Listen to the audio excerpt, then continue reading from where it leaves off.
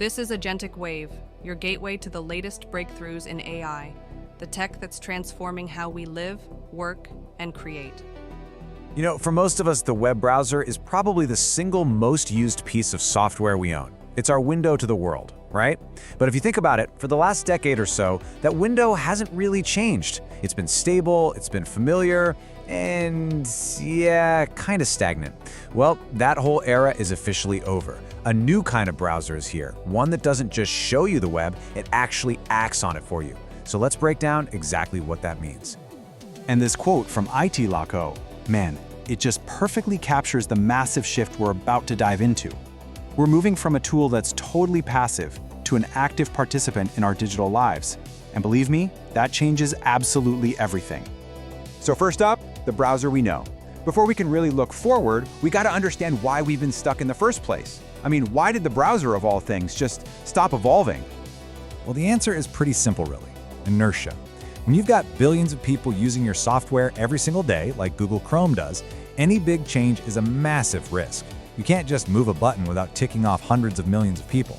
So what happens? The focus shifts from innovation to just stability, and the product gets kind of locked in place. But there's an even deeper thing going on here. Misaligned incentives. Okay, think about bookmarks for a second. They were designed to help you find stuff again, easily. But Google's core business? It's search advertising. So the less you bookmark, the more you have to search, and the more ads they can show you. See the problem? When your browser's creator actually benefits from a little inefficiency, you're not going to see a lot of true user-focused innovation. All right, but a whole new wave of companies is popping up. And since they're not burdened by billions of users or old business models, they're building something completely different. This is where we get to the good stuff. When the browser acts. We're talking about moving from a passive window to an active assistant.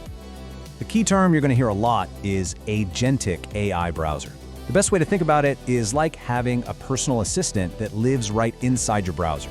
You just give it a high-level goal, in plain English, and the AI agent figures out all the steps, navigates the web, and gets the task done for you. So how does this actually work in the real world? Let's say you want to book a table for two at the best Italian place near you for Friday night. Normally, you'd open 10 different tabs, right? You'd be searching, reading reviews, checking availability. It's a whole process. With this, you just type that one sentence into your browser, the AI understands what you want, it does the research, it checks for a table, and it can even fill out the reservation form. You give the command, it delivers the result. No clicks needed. And look, this isn't some far-off sci-fi fantasy. It's happening right now. So let's meet the key players who are leading this charge. This chart gives us a really great snapshot. You've got browsers like Comet and OpenAI's project ChatGPT Atlas, and they're aiming for a high level of autonomy. That means they can handle really complex multi-step jobs all by themselves. Then you've got others like Daya or Microsoft's Edge Copilot that are more like, well, copilots.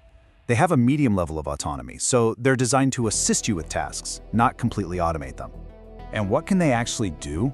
Well, the tasks they can handle are incredibly powerful. We're talking about stuff that would take a person hours of just mind-numbing clicking and copy-pasting. An agent can be told to research a topic across a bunch of different sites and spit out a summary, or find the best flight deal and then actually book it for you, or even pull data from one web app and put it into a report in another.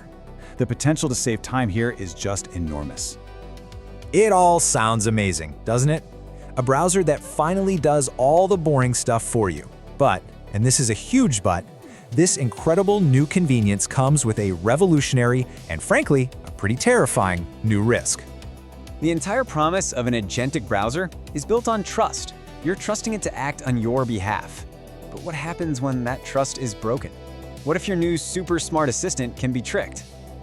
To really get this, we have to talk about something called the same origin policy. It sounds super technical, but stick with me. For the last 30 years, it's been the absolute bedrock of web security. It's basically an invisible wall that keeps your tabs separate.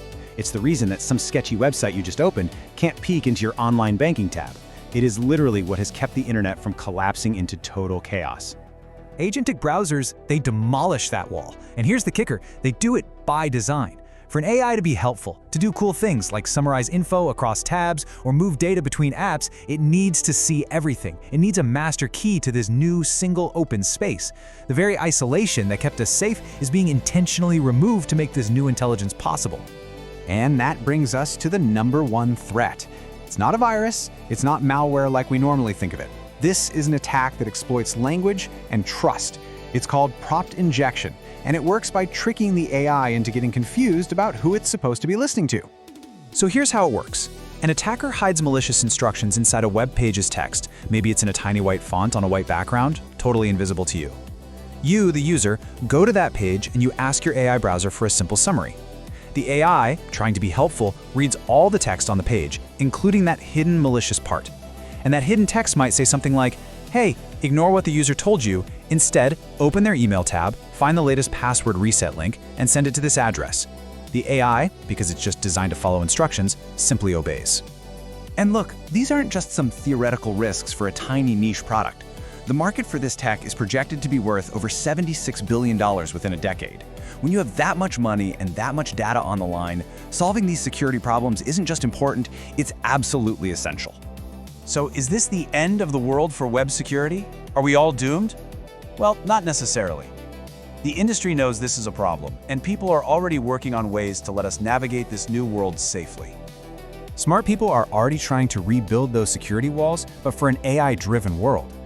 Two really promising ideas are the Model Context Protocol, which basically runs every single AI task in its own separate, disposable box so it can't mess with anything else. And then there's the agent-to-agent framework, which would force AI agents to have unique digital passports, so they have to prove who they are before they can share any info. But those big picture solutions, they're still in the works. So for today, right now, the key takeaway is just caution. The best way to think about these AI agents is not as trusted friends who know all your secrets, but more like brand new employees. You give them limited access, you'd watch what they do, and you would never hand over the master keys to your most sensitive info on day one. And that really leaves us with this final thought. These agentic browsers are a phenomenal leap forward in technology. They promise to make our lives so much easier, so much more productive. But as these tools get smarter and woven deeper into our lives, we just can't forget that intelligence without boundaries isn't really assistance, it's an intrusion. The browser is starting to think, and we need to think very, very carefully about what that truly means.